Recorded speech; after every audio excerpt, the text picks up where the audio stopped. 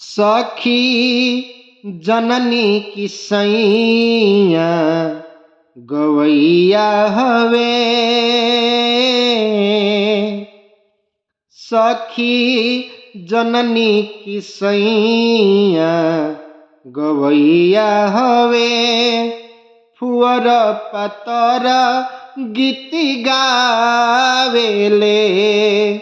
फुअर पतर गीति गावेले। छछनेला मनवा जननी हजब से। छछनेला मनवा जननी हजब से।